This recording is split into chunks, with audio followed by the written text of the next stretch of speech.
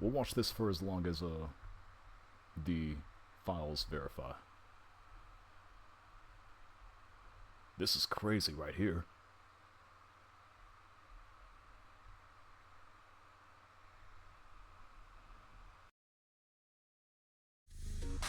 Here we go.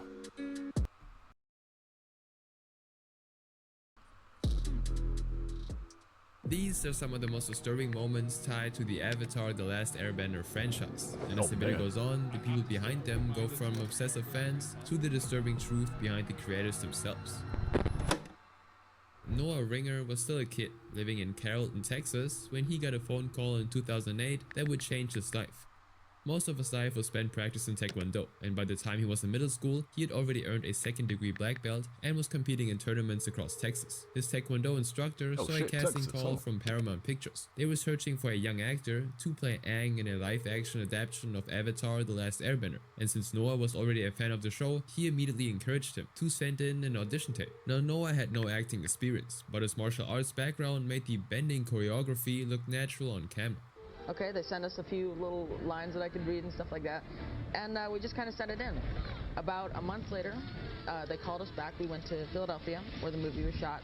We got to meet M. Night Shyamalan, a few of the producers, and about a month later, they asked me for the part. And that made him immediately stand out to the casting directors. They also noted that he physically resembled the animated character, and so within weeks, Noah got a callback. In the early interviews, he described learning the choreography for the role and talked about how much he liked the world of Avatar and wanted to be a part of it. Now, Paramount Studios was planning to launch a trilogy and had invested around $150 million into the first film alone. But on December 10, 2008, the project ran straight into a controversy that would follow the project until the day it was released. That day, Paramount officially announced the lead cast: Noah Ringer as Aang, Nicola Peltz as Katara, Jackson Rathbone as Sokka, and Jesse McCartney as Zuko, who was later replaced by Dev Patel. And within hours, fan forums and community boards filled with angry responses. That was because the original animated series was heavily inspired by Asian and Inuit traditions and cultures. The clothing, fighting styles, and architecture all reflected that. And now everyone was quickly pointing out how the live-action version's main heroic roles had gone to white actors. The fan communities were filled with petitions and blog posts. Among those was a campaign called Aang Ain't White. They started sending emails and letters directly to the studio demanding the cast to be replaced. The anger was mostly aimed at Paramount and the movie's director, M. Night Shyamalan.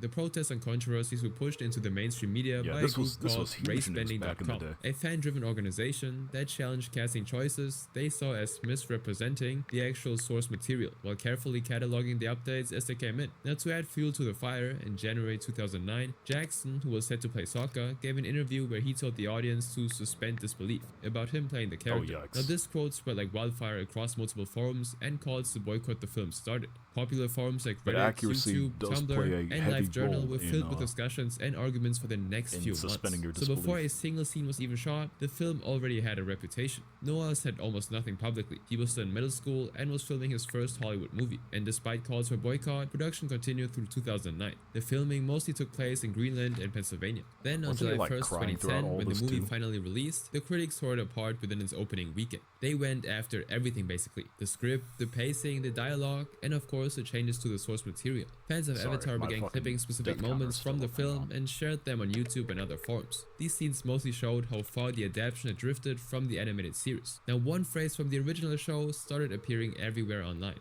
"There is no movie in Ba Sing Se." In the series, Ba Sing Se was the Earth Kingdom's massive capital, depicted as an impenetrable city, where information was tightly controlled and citizens were made to repeat, "There is no war in Ba Sing Se," even as a war waged around them. So fans flipped that line into a joke, essentially meaning to say, "the movie that shall not be named." Now, it quickly became the fandom's way of pretending the film didn't exist. Jean Luen Yang, who worked on the Avatar graphic novels, came forward saying he couldn't support the film. However, the backlash didn't just target the director or the studio. The audience turned their anger toward the cast as well, and most of all on Noah, who played the main character. And what made the situation worse was that most of those decisions were never his to begin with. The way the story was condensed, the way the dialogue was written, even the way certain names were pronounced. Those choices came from the top. The cast simply followed what was given to them during production. But once the clip started circulating, the distinction stopped mattering. One of the moments that spread quickly online was how Aang's name was pronounced.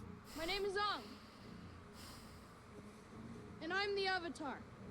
In the movie, it was said as Ong. Clips of that were reposted, edited, and turned into jokes across forums and comment sections. Like everything else though, their pronunciation was part of the film's and director's direction, but the response to those clips didn't stay focused on the production choices, but on the performance as well. Noah's public accounts were filled with insults about his performance. Memes mocking his portrayal of Aang circulated across various forums, and later on in March 2024, TikTok and Reddit revealed that Noah was sent death threats and hate mail regularly after the movie came out. Die-hard fans bullied him and sent him threats so aggressive that he stepped away from acting after only 2 years. Now these messages were aimed at him directly rather than at the movie, and some of them even crossed the line with deeply hateful comments. Noah only appeared in one film after that. He was cast in Cowboys and Aliens in 2011 alongside Harrison Ford and Daniel Craig. By 2012, while still a teenager, he left Hollywood entirely and resumed Taekwondo. Later, he began teaching younger students in Texas. In 2017, actor Dev Patel addressed the controversies around the movie and shared how he felt about the project. And you know, like the budget of this film, I mean, the budget of Slumdog was like the budget of the craft services of this movie, and I completely felt overwhelmed by the experience. I felt like I wasn't being heard, and you know, that idea of artistry or feeling connected to the character or the material, that was really scary for me, you know. On February 22nd, 2024, Netflix released its own live-action adaptation of Avatar: The Last Airbender. This time, the studio made deliberate efforts toward culturally authentic casting, and fans saw just how good the show could be when the acting and script were actually on point. So people started revisiting the backlash and looking up the cast. They agreed that the decisions the decision that M. Night Shyamalan made, the director, rather than all the actors and actresses who were partaking in it. When you don't order furniture from Wayfair, it was a crazy debacle back in the day. In all the news, especially when the Netflix show that set off the controversy were made by Paramount and Shyamalan. Noah had no say in any of it, and so many fans felt a wave of collective guilt for how they treated the young actor. However, by the time the fandom started revisiting the story, Noah had already left the industry behind him. And while his case is one of the clearest examples of how ugly and aggressive online fandoms can get, the next one takes a different direction, because this time the backlash isn't aimed at an actor, but at the creators themselves. Shocking and saddening news, the two creators of Avatar: The Last Airbender, Michael Dante DiMartino and Brian Konietzko, announced that they will no longer be involved with the live-action Avatar project. In 2005, a new animated show quietly premiered on Nickelodeon. Within a few years, it became one of the most beloved series the network had ever aired. The show's creators, Michael DiMartino and Brian Konietzko, actively engaged with the audience. They answered fan questions and even discussed story choices openly with them. Over time, this blurred the boundary between creator and audience in a way that still felt new at the time. So by the time it ended in 2008, it already had a strong, loyal fanbase. And because of its massive success, the creators decided to return with a sequel series called The Legend of Korra. And the same audience happily came back expecting a similar experience. And Legend of Korra had a another very Aang, dicey another familiar story, but that's not what they got. The new show took place years after the original and followed the main character Korra, whose personality is the opposite of Aang's. To many fans, Korra felt abrasive. She was more aggressive, confident to the point of recklessness, and nothing like the calm, patient hero they'd grown up with. Now this would lead to mixed reactions, and people weren't really happy with how the show was moving from what they originally liked. Now early in the series, it introduces a love triangle between Korra, Mako, and Asami. Many viewers online started calling the love triangle unnecessary, distracting, and forced. Now while this is happening, the relationship between Korra and Asami began to blossom gradually as well. Then in the show's third season, based on book 3, Change, Korra is traumatized by Zahir,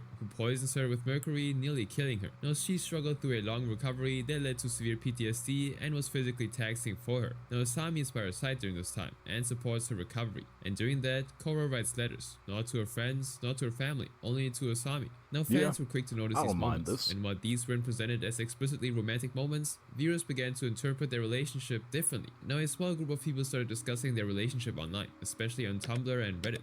They argued whether this show is deliberately building a romantic connection or not. A growing group of fans on these platforms started referring to the pair as Korra Asami and writing long posts analyzing their body language, eye contact, and quiet moments between these two. Now others dismissed it as fanfiction and started accusing the creators of queerbaiting, so hinting at relationships for attention without actually committing to them. But soon the final episode aired on December 19th, 2014, which left the fan base in chaos. The finale shows Korra and Asami walking hand in hand into the spirit world. And while the show doesn't explicitly explain the nature of their relationship, many viewers saw it as something romantic, and so social media exploded. Clips of the scene went viral and a discussion began immediately. Dude, I mean, we're at that point where saying it's insert year here, that's getting old right about now. People should just be fine with people being themselves, you know?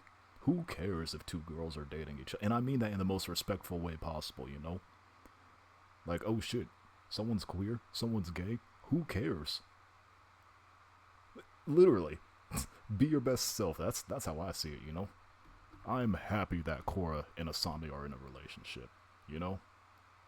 If Korra wants to act like a dude, let her act like it. Let her wear the pants in the relationship. You can be heterosexual, homosexual, I don't care. And I mean that in full support. I hope that makes sense. But man, people just take it way too far sometimes. It's crazy.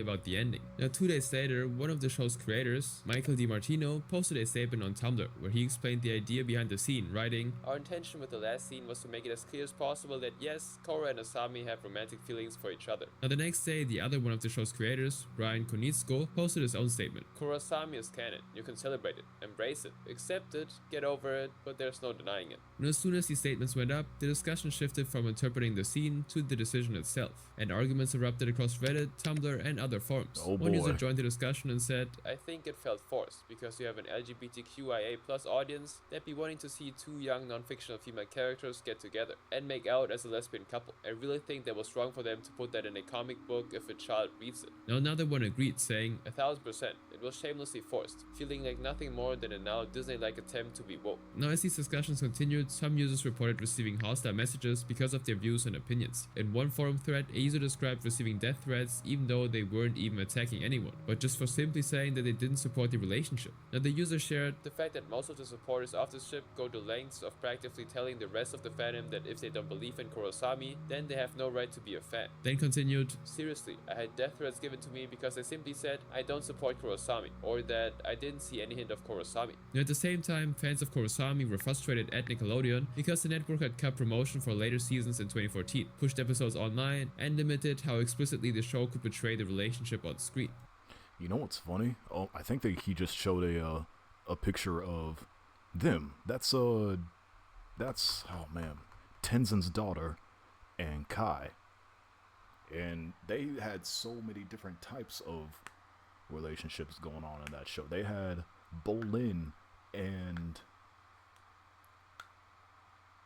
I'm forgetting the other Airbender girl's name. But they were, again, there's just so other, this show was coming out when I was in high school, and I guess this was it was just another TV show, you know, with relationships and stuff. And the reason why I bring up high school is because, you know, I was doing theater during that time, and you meet a lot of different personalities in theater.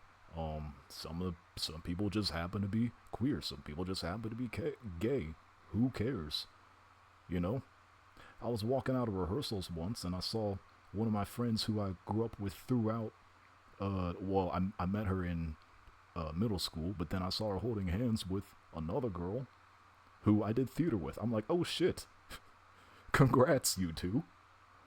Like, that was none of my business to begin with, but now that I do know, hey, congrats. I don't know, some people just are not with the times, I guess. And if you aren't with the times, then you can see stuff simply like Kai and Janora. That's her name. Kai and Janora. Like, if it really bothers you that much, I don't know, man. I don't know. People are weird sometimes. Fans of Kurosami were frustrated at Nickelodeon because the network had cut promotion for later seasons in 2014, pushed episodes online, and limited how explicitly the show could portray the relationship on screen. Meanwhile, Michael and Brian responded to the backlash against Kurosami, describing the tone of the reactions as homophobic, vitriol, and nonsense. But still, the tension kept growing. In March 2015, an article came out titled "Kurosami Bends the Legend of Korra in All the Wrong Ways," which selling on eBay is so easy. I listed your earrings. Man, it's so tragic that the Avatar community has... And then I have a feeling that a lot of people were upset about the next Avatar series coming out soon too. Basically argued that the relationship between Korra and Asami was political propaganda rather than something organic to the story. In November 2015, another post titled "Why Korra Asami Sucks" argued that the pair lacked chemistry and called it pandering. The writer said, "It's especially meaningless because a good relationship needs time to develop. It doesn't matter if it's straight, gay, or anything in between. Relationships don't materialize at the last second in a well-written story. I buy Korra and Asami as friends, perhaps even best friends, but lovers? Ignoring the show's serious writing flaws, that's pushing it, especially because it's the final shot, has no prior build-up, and has been forcefully confirmed as canon by the show's creators. Cool or not, it's tacky." That's another thing. The Legend of Korra was, just like I said prior, it was originally supposed to be one season, and then that first season got so much hype and support that it originally was supposed to only then be 2 seasons, and then the second season got a lot of hype and support. That's why that whole final battle within the spirit world was so climactic, and Korra became that huge Avatar spirit like the koi fish from The Last Airbender Season 1. Both of those seasons were supposed to be series-ending finales, and they both got so much support that the developers, at least if I'm remembering correctly, the creators decided, well, shit, let's just make 2 more seasons, you know? Let's flesh this shit out and make Korra a better Avatar who has some development. And that was her development. If I remember correctly. If I've revolved around the Avatar community for way too long and haven't dived deeper into the core, and if I'm completely wrong, please call me out on it, but I think that was the reason. But while the Korra Asami backlash stayed mostly online, the next case carried the tension into the next adaptation, because this time somebody new stepped into a character the audience already felt deeply protective over. It's special. That's special. On November 22nd, 2021, after his very first day on set of the new Avatar The Last Airbender live-action Netflix series, Paul Sun-Hyung Lee went live on his YouTube channel called Very awesome. Asian Dude, and he started talking about his role as Uncle Iroh, the retired Fire Nation general from the original animated series, when he suddenly paused, as his voice caught in his throat and he tried not to tear up. I honestly haven't seen a wall like that other than Kim's. And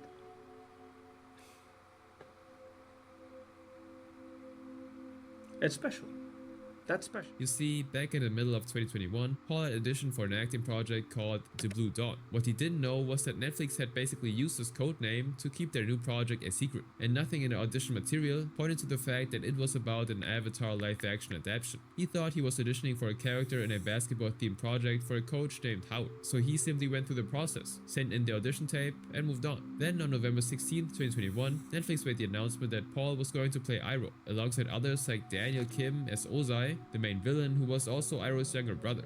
The reaction online was immediate, and Reddit was filled with comments calling it perfect casting. Fans called it an obvious choice, while others cheered for Paul, calling him Uncle Appa and Appa as Iroh, as a mashup and nod to his other beloved character from the popular Canadian television sitcom Kim's Convenience, where Paul is commonly referred to as Appa, which is Korean for dad. Now Paul, who's a Korean Canadian, had only watched the original show a year before his casting announcement, and was ecstatic to have his name be associated with the project, according to Calgary Herald, a daily newspaper in Alberta, Canada. And so this was the moment that led into the livestream, where it became clear just how much this role meant to him. He studied the original show at Iroh's ways, and even went to a bending boot camp, which was basically a special school where he practiced karate-style moves and learned how to move his body like a firebender, so that his acting would appear as flawless as possible. He worked hard to get the moves right, because he knew fans really loved his character, and were excited to see him again. Now about 3 weeks later, on December 13th, 2021, he held a Reddit Ask Me Anything session, which is a public Q&A where anyone can submit questions. And Paul had asked fans not to compare this version to the widely criticized 2010 live-action film. He was met with a warm response, and fans offered him a lot of support in general. But while the community was willing to give this adaptation a fair shot, the situation around the show was actually far more complicated than it looked from the outside. Because back in 2018, when Netflix had brought in the original creators, they had promised that the adaptation would stay true to their vision. They also promised them creative control, meaning they would have the final say over the story,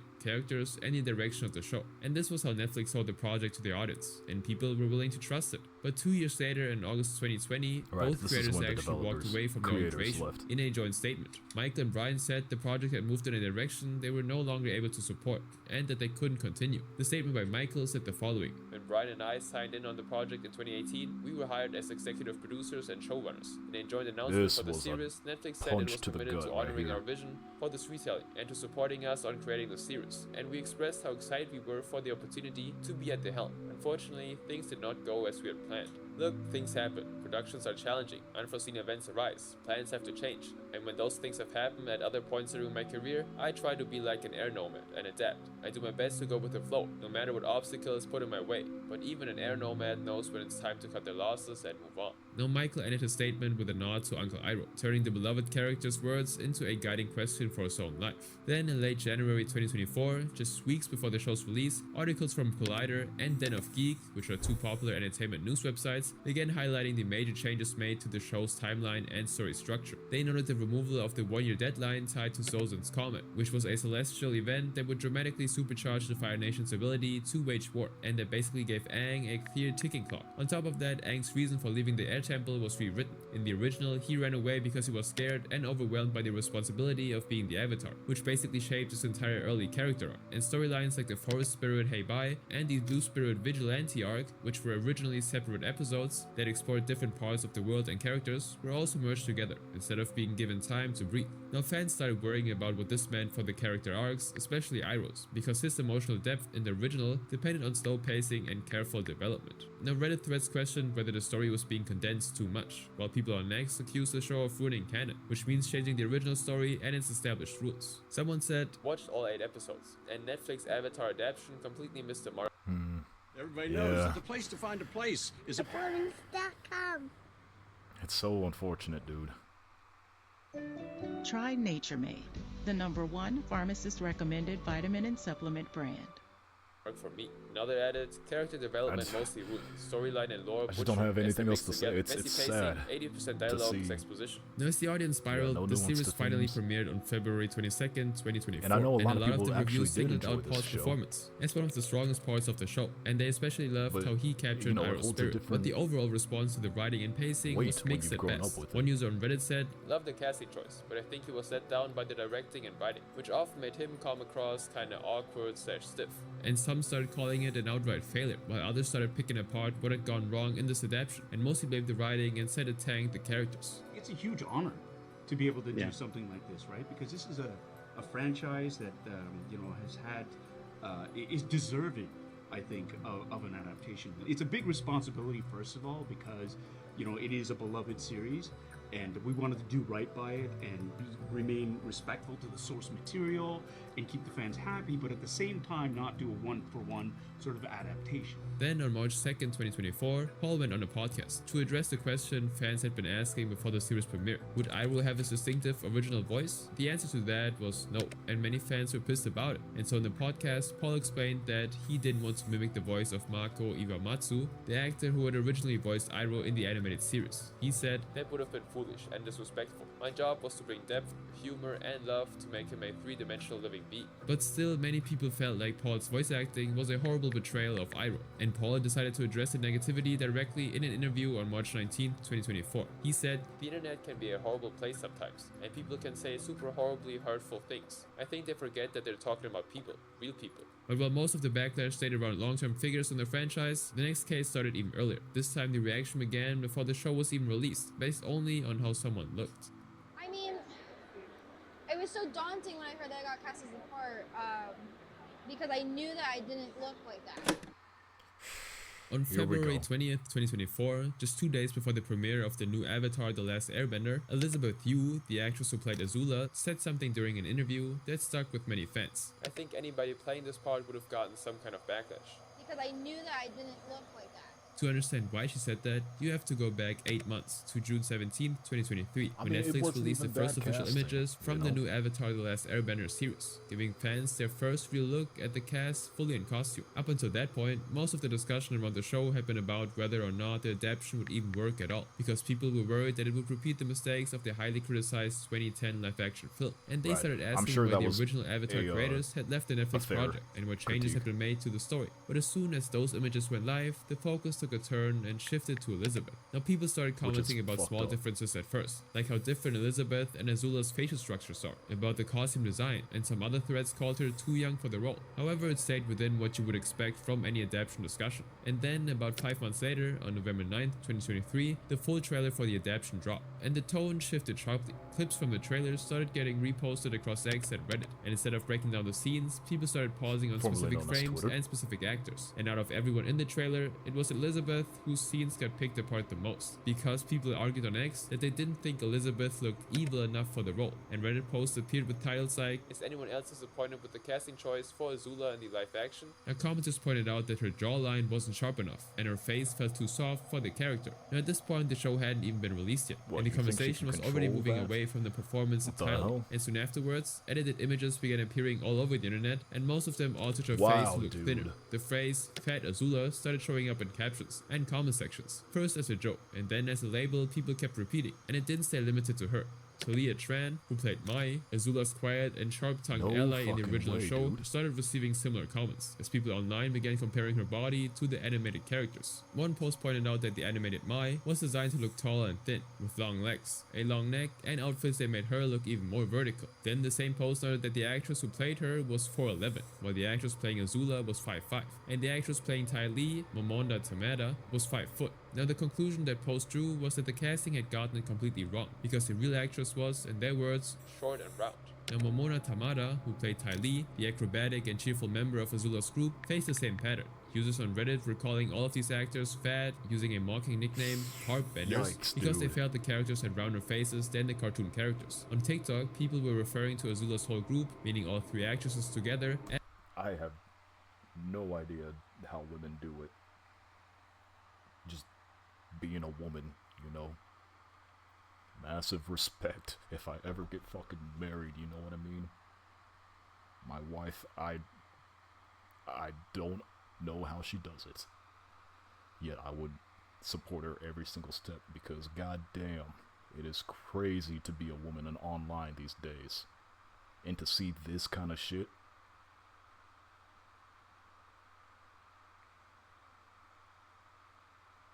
As to 3 piggies. And at the same time, something else was happening on Reddit, as some users began pushing back. Threads were created where people said they expected adaptation criticism, but not this level of focus on appearance. And others pointed out that these actors had trained for months, learned choreography, and prepared thoroughly for their roles. One wrote, "How can anyone..."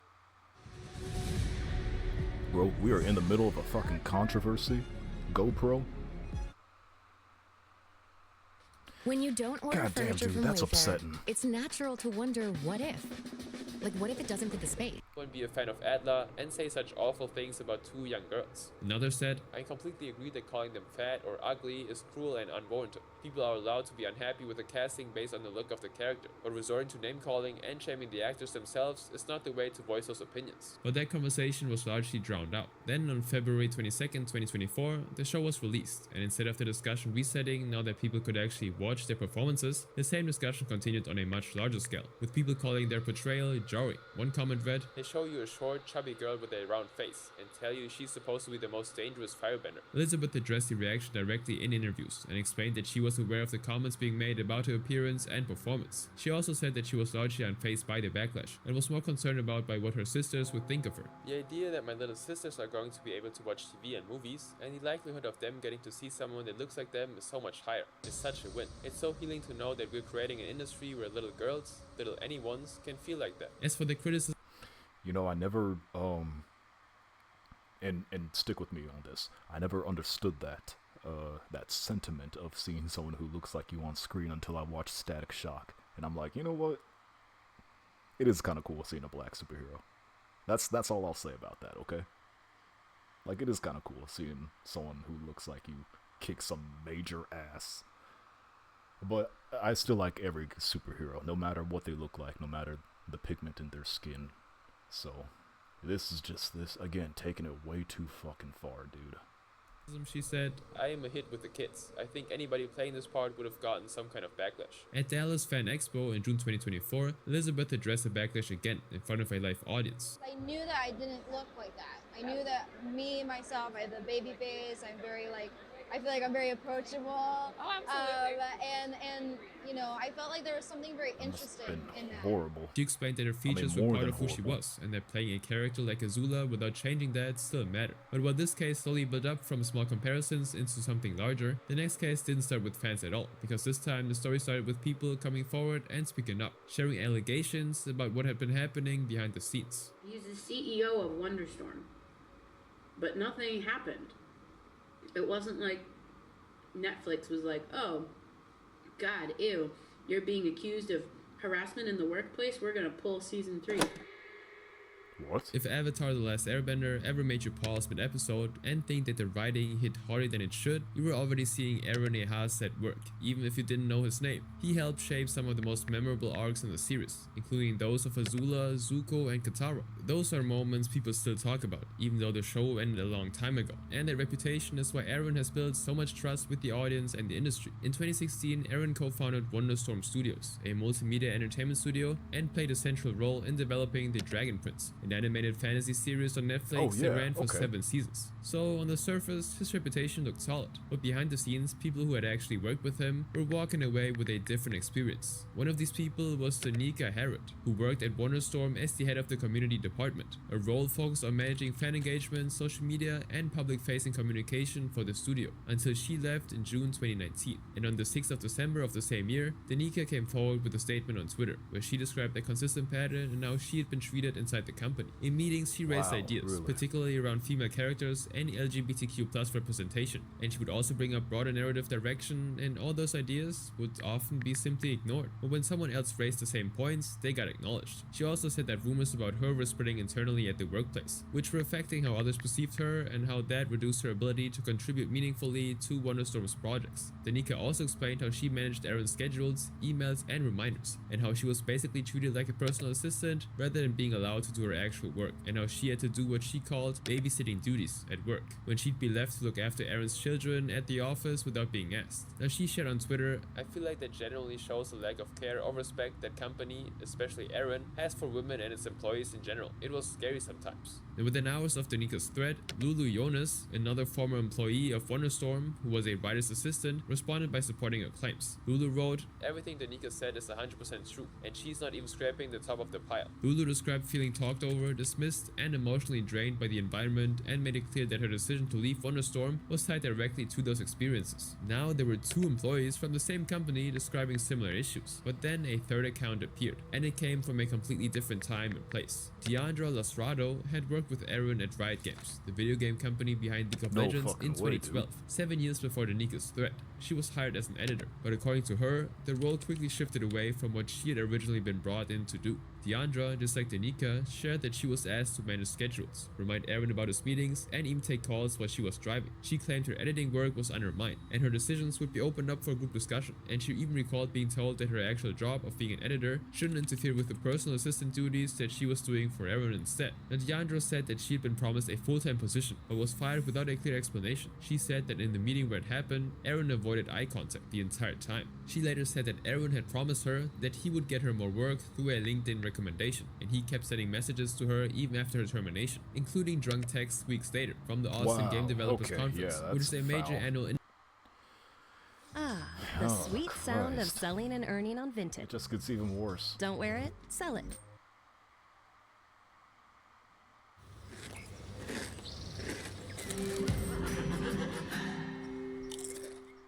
industry event for game developers and studios, and he had offered to explain her termination, but had never actually followed through. Then there was Giancarlo Volpe, who was one of Avatar's and Dragon Prince's directors and producers. He left Wonderstorm on the 7th of November, just one day after Danica's statements. And although no official connection was ever made between his departure and the allegations, the timing raised questions inside the fandom. Then on the following day, on November 8th, 2019, Aaron responded to the claims publicly. He started by saying, "It has taken me too long to respond, but I needed a few days to gather my thoughts." He said he believed those accounts were unfounded, distorted, or exaggerated. He added, "I want to acknowledge that I am imperfect and always striving to improve. Many of you know me, and you know they don't reflect who I am or what Wonderstorm stands for. When someone joins us, we hope that it is for a long career, where they can thrive and be happy and do the best work of their lives, meaningful work that affects people in healing ways." He concluded by saying that he respected boundaries of privacy and confidentiality and hoped the people who made the claims would find success and happiness in their next ventures. But his response only intensified the situation, because people started questioning his lack of direct answers, and they also noticed that he was blocking Twitter accounts that had called him out publicly. Now people shared enraged posts questioning how Aaron was able to get away with treating women like garbage. One user wrote, "For anyone who still wants to defend oh so amazing and Karen Aaron, it has just a reminder that he hasn't tweeted since his apology that took him 3 days to come up with. He's silent. Didn't even tweet about season 3 even though it's his show." Another joined the discussion and said, "Aaron has blocking people and denying everything instead of acknowledging the multiple witness reports on his abuse of power and intimidation with an honest apology and the aim to do better by his female employees." 2 weeks later, on November 22nd, 2019, season 3 of The Dragon Prince was released, and the audience was split,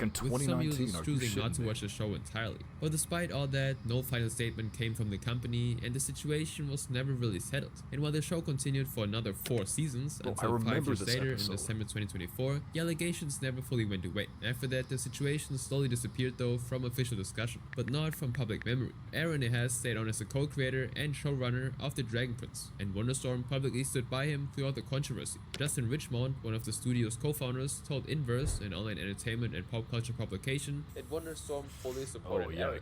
But while Aaron's story played out through public threads and statements that people could follow and respond to, the next controversy in this franchise didn't start with anyone speaking up. It started with something no one was supposed to see. On April 12th, 2026, Twitter user I'm Still Dissin posted the entire new Avatar The Last Airbender movie. Oh yeah, that, yeah. On April 12, 2026, footage from an upcoming Avatar project titled Avatar Aang, The Last Airbender began circulating online, with no announcement from the studio that was working on it, Paramount Pictures, that they've released a first special look or anything. But an ex-user at I'm Still Dissin posted 2 short clips from the unreleased film that was announced 5 years ago in February of 2021, and claimed that Nickelodeon had accidentally emailed them the full movie. He tweeted, "Nickelodeon accidentally emailed me the entire Avatar Aang movie. They made Toph straight, y'all." Now the clips totaled only a few minutes, but within hours, they were spreading across smaller accounts and garnering millions of views. And by the end of the first day, the footage even reached Reddit threads and Discord servers, and people started discussing how this had even happened, and whether it was even real. Some even asked Grok, a chatbot developed by X, if the clip was AI generated. After all, there was no trailer, teaser, or even confirmation from the studio that the film was even completed. But before I get into the rest of the story, let's cover what this movie was actually even about. The movie was originally titled The Legend of Aang, and was later officially renamed to Avatar Aang, The Last Airbender. It was the first full-length animated movie continuing the original series, and it picked up with the characters the audience already loved, just older. The story followed Aang and the whole gang, Katara, Sokka, Toph, and Zuko, now in their late 20s and early 30s. Aang discovered an ancient power that could protect the airbending culture from dying out completely, and he and his friends traveled to find it before a dangerous new villain got there first. Now back in February of 2021, Paramount and Nickelodeon officially announced the film, along with the launch of Avatar Studios, a brand new team created specifically to make more Avatar content. Then in June 2022, Lauren Montgomery was announced as the film's director. She'd worked on the original animated series, where she helped plan out how each scene would look before it was animated. Now the film went into active animation production in late 2022 and kept going through 2025.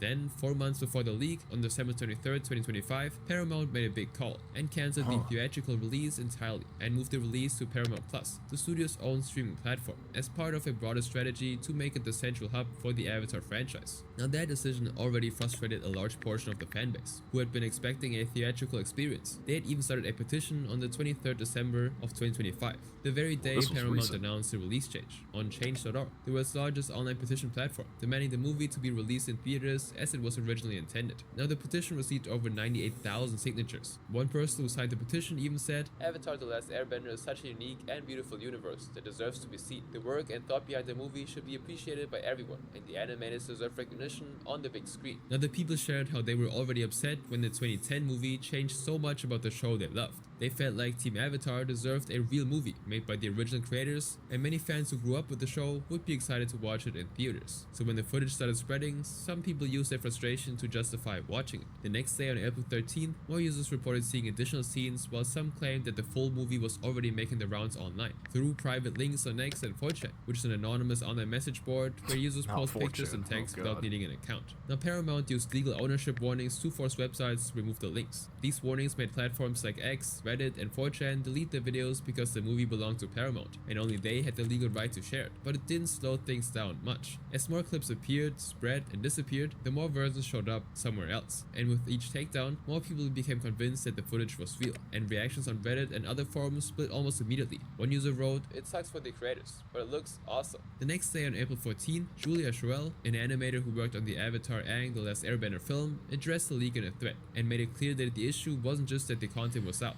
"We worked on the Aang movie for years, with the expectation that we'd get to celebrate all our hard work in theaters, just to see people unceremoniously leak the film and pass our shots around on Twitter like candy." Julia also pushed back on the argument that the leak was justified because of the studio's decision to move the film to streaming. "I don't like seeing people use Paramount's awful decision to remove the movie from theaters to justify leaking it. This is incredibly disrespectful to all the hard work the artists put in." Now, animation director Tessa Bright responded in the same thread and focused on how the reaction was being directed at the artist. "It breaks my heart to see the way some fans are treating the hardworking artists who dedicate years of their lives to bring you the best possible work they can with this film." Now, in the Reddit mega thread, users began asking whether early exposure would change how people watch the film later. One user wrote, "The damage is done. Streaming release will do much worse now, so hopefully they try actually putting it in theaters. I just don't know how they can come back from this. The fact that this is out and fully viewable for everyone in existence to watch at their leisure, all before we even have one trailer." While others focused on the animators and sympathized with them. "I feel like this robbed me of the excitement and hype of trailers dropping, fan discussions that lead up to the release. I cannot imagine how the people who worked on this feel." Now, despite the leak, the film is set for an exclusive release on Paramount Plus, while the perpetrator has actually been arrested. Check that out. James? Okay. Hello, Wendy. Oh my god, minions.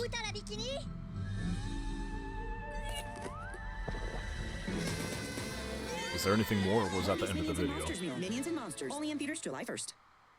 I've been building out my capsule wardrobe and recently bought this pair of black slacks. I needed some inspiration I think that might have been the end of the video. them. Yeah. Wow, dude. And again, I didn't want to spoil myself, so I haven't actually looked at any of the links, any of the controversy. I definitely heard about it. I've seen everyone talking about it, and I avoided it because I don't like spoiling myself like that. If I happen to be spoiled and if it pops up on my radar, then I'm just like, hey, it happens. I might actually just forget about it, you know, like, because there's other stuff going on, but man, dude. Oh, that's unfortunate for the Avatar Last Airbender community. I haven't even caught back up with Avatar news since then. I really did try my best to avoid all spoilers and stuff. That's tragic. Well, 6 files failed to validate and are reacquired in Lies of P, so hopefully this actually works.